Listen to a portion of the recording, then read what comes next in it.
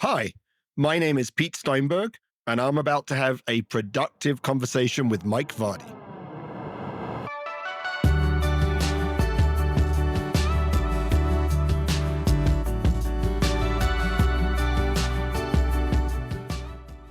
Welcome to A Productive Conversation. I'm Mike Vardy, and this time around, I am joined by Pete Steinberg. Pete is the author of Leadership Shock, Using Authenticity to Navigate the Hidden Dangers of Career Success. Now, Pete lives in Boulder, Colorado, with his wife and two children, and he is an executive coach who partners with leading global organizations to develop leaders and high-performing teams. He has over 20 years of experience coaching executives across sectors, and he was the head coach of the USA women's rugby team, which means he's been here to Victoria. We touched on that before we hit the recording, but sports comes up during our conversation today, and he led them to 2 Rugby World Cups.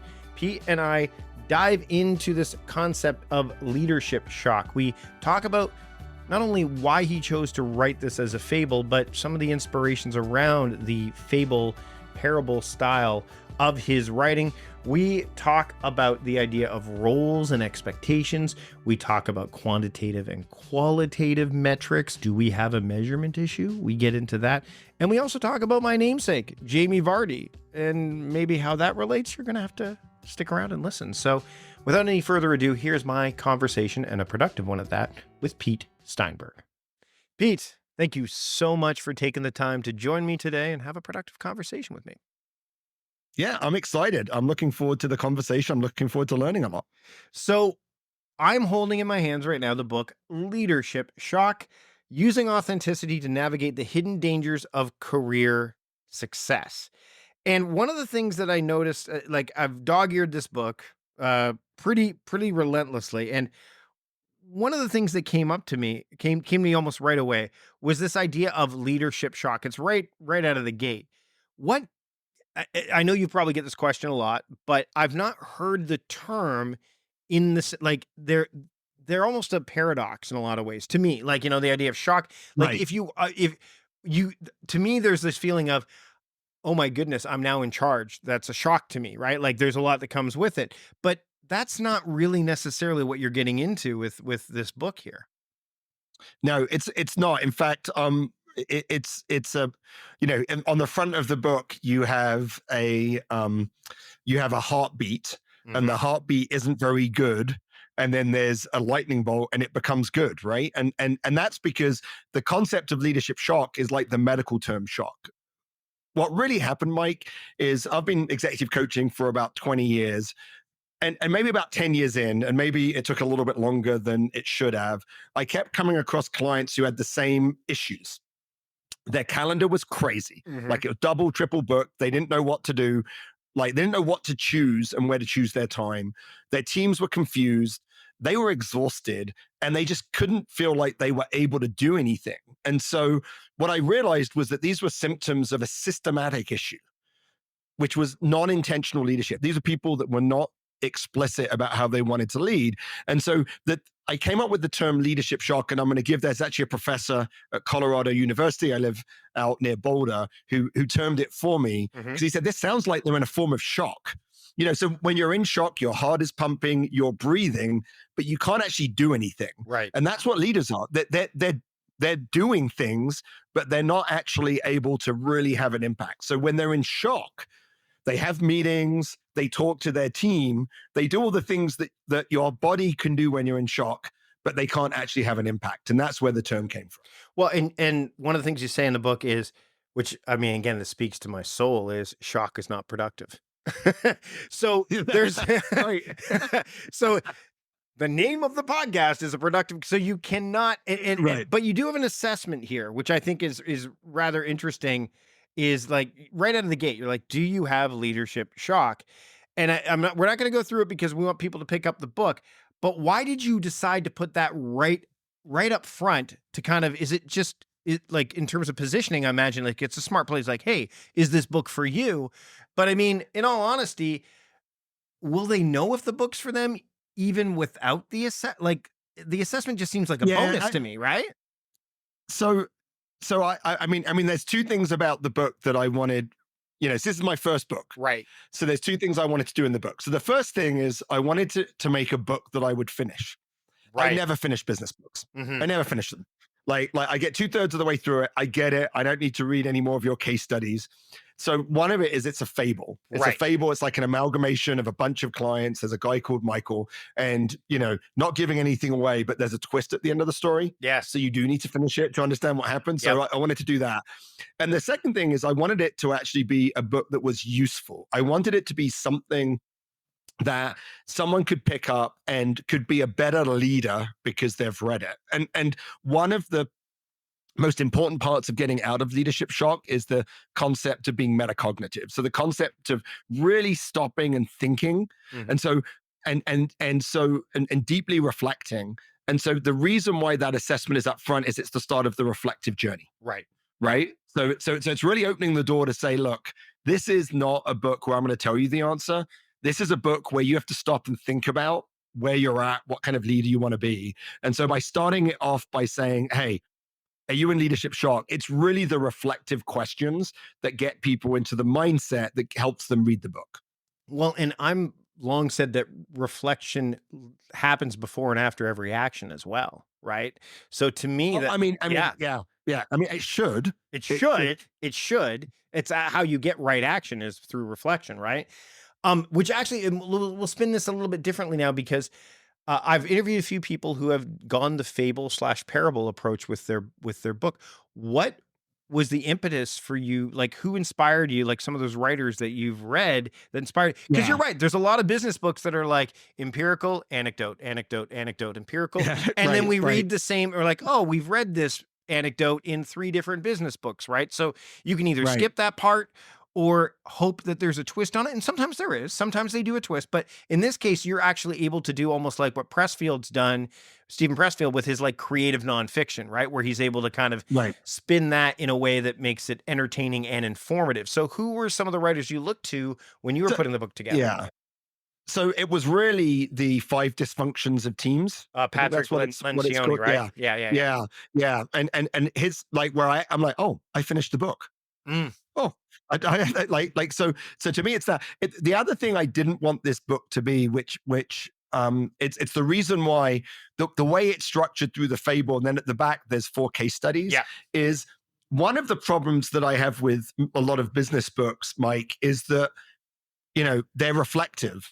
So Mhm. what they say is, here's my theory, and then here's Google, and this is why my theory fits with Google. Right. And I'm like, okay, well, this is like past. I can take any theory and make it fit with the past, Mhm. right? And so I'm very skeptical. I'm a failed scientist. I have a failed, I didn't get my PhD in geochemistry. Spent a couple of years not doing it, and so I'm really skeptical and I'm very research based. And so what I didn't want to do was be like, oh, here's leadership shock, and here's how Jack Welch got over leadership shock, Mhm. right? So what I did was the fable allows me to be true to his real, these are all real situations that I've worked with, Mhm. and then here are 4 stories at the back that are real, where the clients actually talk about their journey through leadership shock and how it was impactful for them. So I think that was the other thing. It is interesting, when you're writing a book, you even now when so I wrote this book.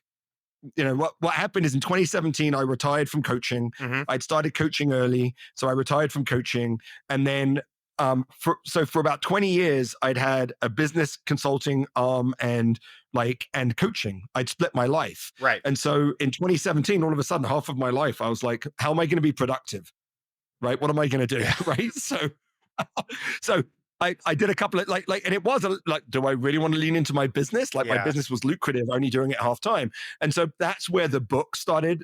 I was like, maybe I've got something to say. I would like to democratize my executive coaching. I want to share it with people because I think this is an important concept. And so I started writing the book back in 2018, Mhm. and then COVID hit and everything got back. So now I read the book, right? And in the final drafts, there was probably the final draft was probably done like about a year ago. It takes a long time to get, maybe even more. Yeah. And now I read it. I've kind of moved on from what's in the book. Like there are some new things that I I've done and I've evolved. I totally Right. hear you on that. Um, Yeah. yeah, yeah. And so I find myself like, well, it's kind of like that, but I'm not sure that's exactly. But the fundamentals of the book are true. It's just a little bit like, I think if I was going to write the book, I would have a whole section on teams Mhm. and how leadership shock leads to dysfunctional teams. So I'd put that in there. I'd probably include something called vertical leadership development, which I've been using with my clients, which is how you widen your leadership aperture as you develop your leadership career. And you need to get out of the expert mindset, and you need to get out of the strategic mindset and then into a visionary mindset and the ability to move up and down. So there are some things that I'm leveraging that are really building on what the book is. But yeah, it's funny when I go back and read it now, I'm like, yeah, that's like not exactly how I do it now as a coach. So Well, and again, when you spend a lot of time in a space and in an arena, things change. Like there's a dynamic yeah, element to our expertise. Like, I don't know about you, but I found that not only have I become like, there's a lot of research to what the productivity space offers, but you become more philosophical. Wisdom starts to intersect with the that's experience, and right. it That's changes the exactly right. scope. Yeah. So, and actually that led this very particular passage when I read it. I was curious about when you were talking about the ideas of behaviors that tend to be unconscious or instinctive. You mentioned this early on. A better word might be implicit. We've adopted these principles, made these choices, and behaved in these ways over the years because they've proved effective for us. But we often don't bring these things into the cold light of day and examine them closely. We don't make them explicit. Now, what's interesting is when I look at this from a or a productivity or productiveness angle, is I also think about intrinsic and extrinsic, right? So when I see the word implicit, that's it's not very, like you said, it's not very clear. There's a lack of clarity maybe Right. to it. And explicit is like you need to put it in front of you. You talked about reading the book now, and you're like, okay, now that it's in front of you, what Right. there's a different differentiator. So when it comes to the model that you've built, the authentic leadership model, how important is it for somebody who is following that model for them to understand the dynamic elements? Because you do bring that up later on in the book that nothing is really static here. People want Yeah. static though. They don't like change, They right? do. So They how do do. how do you kind of, I wouldn't say enforce it, but encourage that? Yeah. I mean, look, this is, I think if this is a mindset, Hmm. right? This is really about a mindset. And it was funny because I was talking to a potential client today, and I was saying, look, I've worked with clients who have got halfway through the model and get it. They actually don't need me anymore. Right. Like the authentic leadership model is a terrible business model, Mike. Because like if you can get leaders to think this way, which is iterative, it is reflecting, it is Hmm. constantly dynamic, they don't need me anymore. Right. Like that's mostly what executive coaching is. It's getting people to think differently and to be reflective and to grow. And so that's really so this is a system. That's how I like to describe it. And it actually comes from my time when I coached rugby, when I was like, you need to get someone to change their behavior as an athlete, Right. right? Most of those skills are ingrained, Hmm. right? They've been doing it for 10 years, and now you need to get them to do something different. You need to give them an ecosystem and a system and a way of thinking that actually gets them to change. And that's really what this is. So to me, there's a bit of a journey, right? Which is like you take things that are implicit, Hmm. you say, hey, we're going to make it explicit. So you can be more intentional. And then if you get really good, they actually become implicit again. They become your new habits. They become your new ways of thinking. And now you don't know how to reflect after an action. Right. Like It's just part what of you it. It's do. just what you do. It's just Yeah. part of what you do. Yeah. It's part of what you do. And so to me, it's interesting. I have three clients. I have clients that get it halfway through the model, pay me the full fee, but stop meeting with me. Hmm. I get clients who get through the full model and continue to meet with me because they need help applying. Hmm. And I get clients who go through the full model and don't meet with me anymore because they don't actually want to apply what they learned. Those are Yeah. like the three groups of clients. So it's interesting. Do you think, because one of the things as I was going through the book was it's the challenge is, and maybe this is part of it, is, and this is not unique to your system and your framing, but we are so hell bent on quantitative that we lose sight that qualitative has such an impact. And it's you are, I mean, yeah, yeah. Go ahead. I think we have a measurement issue. Yeah. We have a measurement issue. And this is one of like, I'm not actually, despite being a former elite sports coach, I don't like sport as an analogy because sport also has a metric issue. Right. We see a team that wins and we say, good team. Mhm. Right? That's how we measure. Yeah. Actually, the team that loses and plays their best could be the best team. The team that wins may not have played very well. Right. So we have a measurement issue, and we have a measurement issue in leadership. So when I work with clients on selection, they often want to select on experience. So something tangible, like how did they do in the, were they able to grow their business? Were they able to like meet like whatever these KPIs are? And I'm like, you can grow your business in a growing market and still not be very good. Right. Right. We need measurements around attributes and mindset, and we don't have those. And I actually, it is both a measurement and a risk issue. So when we talk about leadership selection, if I select like the sales guy that sells the most and he doesn't work out, not my fault, he sold the most. But if I have to select on intangibles, then that's 100% on me. And if he doesn't work, then it's like, oh man, Pete made that choice on those intangibles and now I'm at risk. So I think it's both a measurement and a risk issue. Well, and what's funny is going through the book, I could envision you doing a lot of nodding to Michael as a lot of the like you talk about nodding, but there is that because this comes up, right? This idea of quantitative versus qualitative, because there is this, and I mean, again, not to give anything away, but when you're dealing, productivity is always personal. People are different. Like you're dealing with relationships, with culture, and you bring up sport.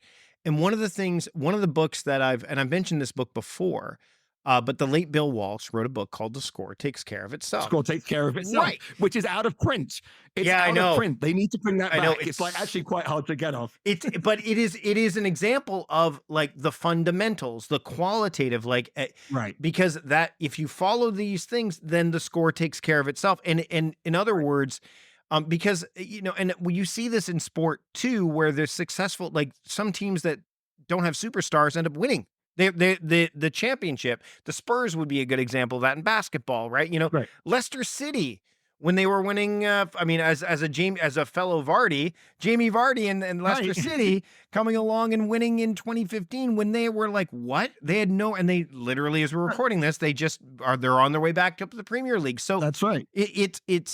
You're right. It's a measurement issue, and it's how do we, to what end does what you're talking about in leadership shock, do you think goes in terms of making headway towards fixing that, or at least, trying to fix that problem? Because you do say, in the book where you mentioned this as well, is if you win when they don't need you anymore, like, right. when they're falling and they don't need you anymore, you lament. Well, I've been working with these people and you lament it, but that's the job. Like that should be the job, right?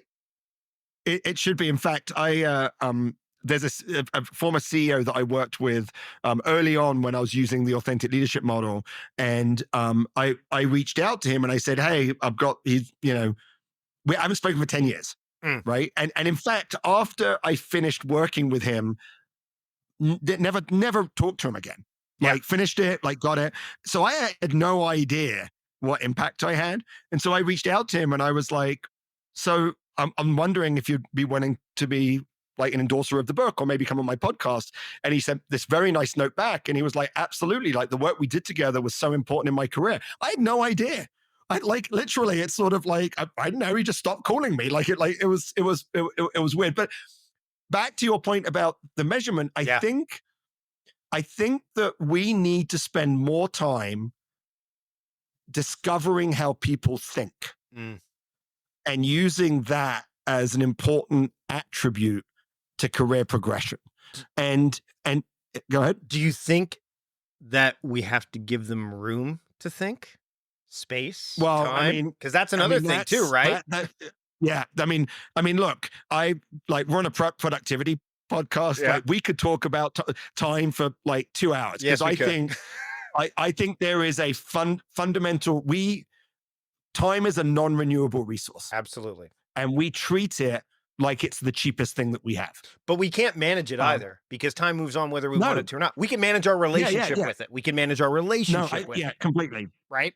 So, and I talk about this in the book, and it's explicit in the story of Michael. But the biggest problem that I have is that when someone has leadership shock, they don't have time to meet with me because they're in shock. Yeah. Like it's literally they can't go to see the doctor because they don't have like time to do that. Yeah. And so I think time, and I actually think COVID has made it worse because the time that we used to have to think was on our commutes, Mm-hmm. and now we don't commute as much. Yeah. So it'd be like in the 40 minutes on the way to work, I would have time to think. Now I don't have time to do that anymore because I actually start working at the start of my commute. Yeah. And so I completely think you're absolutely right. And I also think that when we do selection, we need to invest time to identify who the right candidate is because the things that we should measure on are really difficult to measure. Mm-hmm. So you need to create different kinds of selection criteria and activities so you can actually find out how people think, because attributes and mindsets are very difficult to change. Mm-hmm. Experience and skills are actually very much easier. Right. We generally select on experience and skills, and therefore we get people. And I find this a lot with executive teams. Yeah. Like, like the best finance person goes from being the director of finance to the CFO, Mm-hmm. but the role of CFO, the fundamental attributes and mindsets from you want of CFO, which is an enterprise-wide leader, might even be opposed to being the best direct. Like it might even be the opposite attributes that you want, which is like the director of finance is detail-oriented, like very controlling, they're managers, and the CFO can't be those things. And yet that's how we do it. So I think we need time for people to think so they can understand how they think and what their mindsets are. And then I think when we make our selections, and I've done this, like we've done this with some progressive companies where they've like, we've got to make the right selection. Can you come in and help us identify attributes and mindsets of these different people? And then that becomes an important data point for that selection. Well, and the trick there is that, a lot of the stuff that is easier to select is objective, whereas the stuff that's tougher is subjective. Right. Subjective. Well, there's like, we can create metrics. Sure. For the subjective, you can create a rubric, you can have an interview, you can have them do a case study.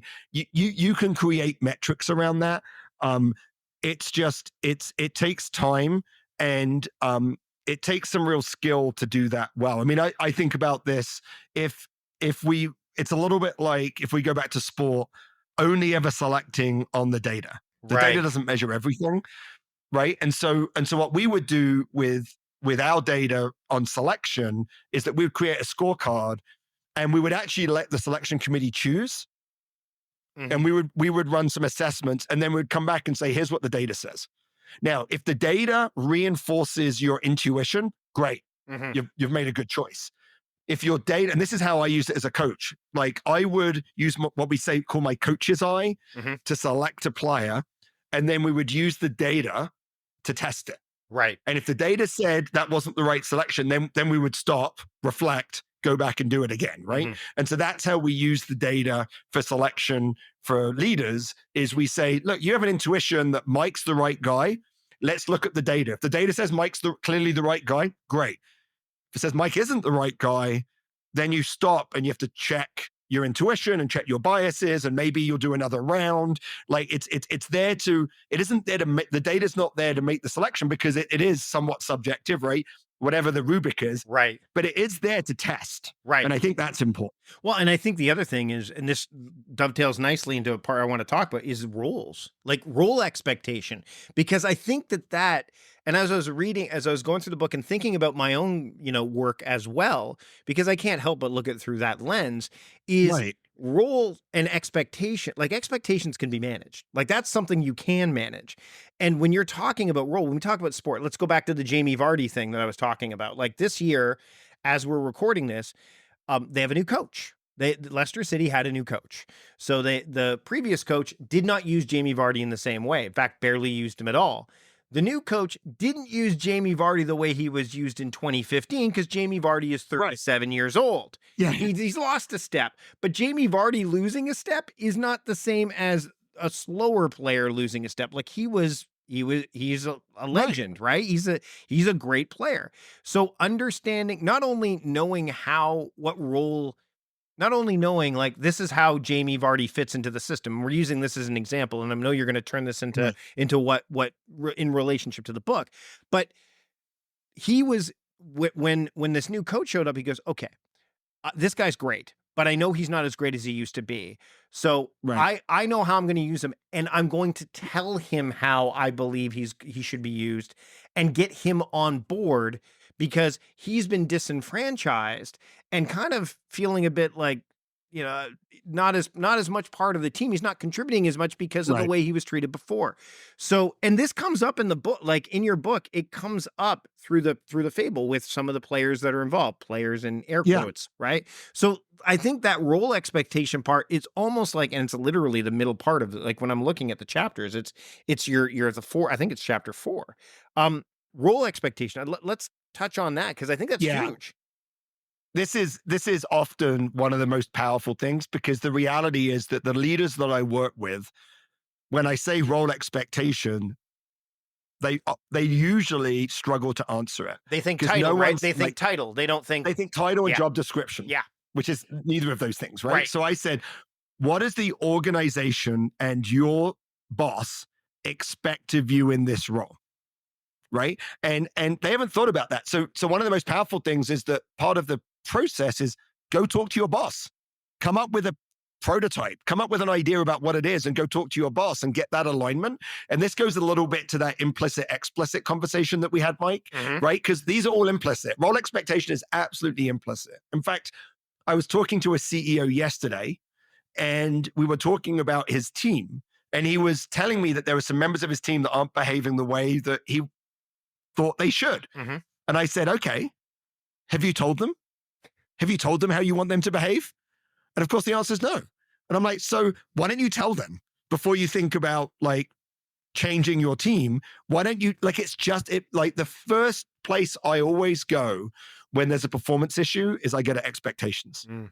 right? Because if the expectations aren't clear, I don't think you can hold that person accountable, right? For implicit things. And so that role expectation as part of the authentic leadership model is often the most powerful, because it spurs a conversation where like ahas happen, right? Where both the leader and their boss are like, aha, Yeah. I didn't think you wanted that of me. Or I thought you wanted me to do this. And immediately their relationship is strengthened because the expectation is there. So this is absolutely that implicit to explicit. And this is a great way of managing up. Often when I work with leaders, right, it's sort of like my boss says I need a coach because I'm stuck. I'm in shock, right? But like your boss has a role in that, right? You're in shock because your boss hasn't been explicit. So this is a great way of managing up, where you go to your boss and say, hey, I'm working with a coach. They have this expectation. Here's what I think the expectation is. How can I do it? And then it's not as much in the book. It's sort of my next book, I think, Mm-hmm. which is going to be called Team Shock, because then the outcome of the authentic leadership model should be, what's the expectation for your team? This is how you want to lead, and what your priorities are. Then your team should be doing other things. So how explicit are you going to be with your team about what's going to be different? You mentioned the aha moment. I want to get to that because in the chapter where you talk about the value, you talk about there's always a moment in the process of working through anyone's authentic leadership model when something falls into place. It's never exactly the same thing because everyone's authentic leadership model is unique to them. Right. But there comes a moment when everything begins to fit together and they could be a light bulb moment. And I read that part and I'm like, yeah, because the same thing happens when you're teaching people about what we were talking about, qualitative versus quantitative, balance instead of work-life balance, just general balance. Like, and it's so interesting that there's almost like this idea that it's prescriptive, but it's not, because even when business isn't personal, productivity always is, and leadership falls into the same category, right? It falls the Completely. same way, right? Absolutely. I mean, I think this is I think as humans, and particularly as successful leaders, they really struggle, which is like, I don't know what the answer is. Like that ambiguity Mm. is really challenging for people. And by the way, the answer that you have today might not be the answer that you need tomorrow. Right. which is again that reflection process, right? The after action review, the constant, like, how did that meeting go? How did I lead? Like, oh, there's something going on. Like, leadership shock can happen when I take a new role, but it can also happen when the world around me changes, Mm-hmm. when my boss changes. Like, there's a whole bunch of things that when my context around me changes, and by the way, contexts are changing all the time now. Yep. Like, we live in a very dynamic world. Things happen all the time that change the roles that we have. And if you don't have that feedback reflective mechanism, then you're not going to evolve. Right. And that's what great leaders do. Great leaders, like, I'm a better leader today than I was yesterday. And I hope I'm going to be a better leader tomorrow than I was today. And if you have that mindset, again, a mindset piece of growth, then I think you're going to be a great leader. Before we wrap up, the principles aspect shows up. Again, looking at beliefs and leadership, those are a couple. So I want to touch on these two things really quickly. The first sentence, when you talk about the summary of leadership beliefs, the authentic leadership model is grounded in things you believe. Right. And that again throws That's what makes it authentic. Well, and it also is what makes it personal, right? Yes. Yes. Completely. Like your model and my model will be different. Mm-hmm. It'll be different. And it should be different. And I think, and that's actually one of the reasons why I wanted to write the book, is that what I found was the authentic leadership model had such a profound effect on leaders that really wanted to grow and develop. But and then I'll talk to managers and they would be in leadership shock. And I'm like, I can't help you. Mm-hmm. Like you're like, it's you don't have the resources. And so part of it, and I don't know what the answers are, but I can help you. I think through the book, I'm hopefully able to help people because it's so personal. Like, how you believe leadership works is a critical input on how you lead. And there's no right answer. There is no one leadership model. There's no one leadership framework that works for everyone. And so the authentic leadership model is designed to be authentic. It's designed to be personal. Right. It's designed to be for you. And therefore it requires effort and intentionality and time to build it. Right. And two of those things you have control over and command over, which are effort and the attention and all that stuff. Time is just, they live within time. They live within it. Right. Last question I have for you, and this is, you touch on it a little bit in the principles chapter, but there's no epilogue. It's kind of an epilogue when you talk about the folks that you share the story of. Is there anything further to that? Is there, first off, will they show up again in Team Shock? Number one. And number two, is there like more to the story afterwards? We're not going to spoil what happens because we want people to read the book, but it, like, just maybe a teaser of what, if there's anything further that happens to the cast of characters, so to speak. There is a twist at the end for Michael. So you do need to read to the end of the book to get to the twist. So that's true.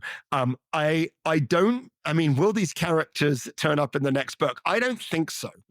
I think I think there's a narrative arc. Right. And I also think like the interesting thing is the next book, which actually isn't going to be Team Shock. I'm already working on my next book with a colleague, which is on systems thinking and how everything's more complex than we think it is. And as humans, we like to simplify things, but simplification can really get in the way. But I think what I would hope for Michael, right? If you said what I would hope if there was a future journey is that he makes the next step as a leader to think about how he leads within this big system, right? And how he leads his team and organizations, and how not only does he need to evolve as a leader, but he needs to experiment as a leader. And I think this is one of the things that, again, the ambiguity, like if you're the CEO of a large organization, I actually don't know what my impact is. Right. Like, I have a town hall, I say XYZ, and I don't know that ABC is going to be the outcome. Gotcha. And so the willingness to experiment and try things and to have some feedback loops and metrics that allow you to track, I think that is the next evolution for Michael, where he understands how he wants to lead as a personal leader, but then it becomes, how do I impact the organization that I lead? Yeah. And I think that's probably the next evolution for him. And Alicia is my favorite character in the whole book. So there you go. I will tell you. You and I've had our fair shares of Alicias to deal with. Yeah, we've had a fair share. They are the ones that, like, you know, Alicia's. Again, I was talking about a potential referral, and pretty much I said that person needs an Alicia. Yeah, pretty much. Absolutely. They need someone that can manage them. Pete, this has been a great conversation. The book is called Leadership Shock, Using Authenticity to Navigate the Hidden Dangers of Career Success. Where can people pick up the book, and where can they keep up with your work? Oh, I appreciate that, Mike. This has been a great conversation. So you can get, obviously, Amazon, best place probably to pick up the book, read it, and please leave a review. You can find me at petesteinberg.com. We do Leadership Shop newsletters, and find me on LinkedIn.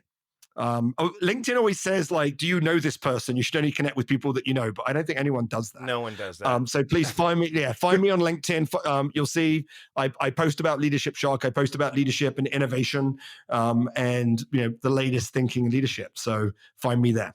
Pete, thanks for having a productive conversation with me today. It's been very productive. I appreciate it, Mike. Thanks to Pete for joining me on the program today. You can check out all of the relevant links, show notes, every little helpful bit that we offered in writing at mikevardy.com/podcast543. You can also look at the podcast app you're using, whether it's Apple Podcasts, Spotify, Overcast, what have you, even YouTube, and read the show notes there as well. One way to support the show is wherever you are listening to the show is to subscribe to it. Again, any of those platforms I mentioned, just hit the subscribe button. That way you won't miss a single episode of what's to come, including our new Flashback Friday episodes, where we bring back an episode from the past with a few additional new things added to it. Some episodes you may have not heard before because they might be coming from past podcasts that I hosted that aren't this one. That's something you'll get as a subscriber because you won't miss them. You can also easily search through the archives as well. It just helps support the show and helps keep things going the way we want them to go. So again, subscribing to the show is one way to help. Another way to help and support the show is to check out the sponsors that you heard during our conversation today. Go to mikevardy.com/podcast sponsors. Check out the ones that resonate with you the most. Click on the links provided. That way they know that we sent you there. That's it for this episode. Next time we have our very first Flashback Friday episode. I'm excited for it. I hope you'll join us for that. Until next time, I'm Mike Vardy, the host of A Productive Conversation, reminding you to stop doing productive and start being productive. See you later.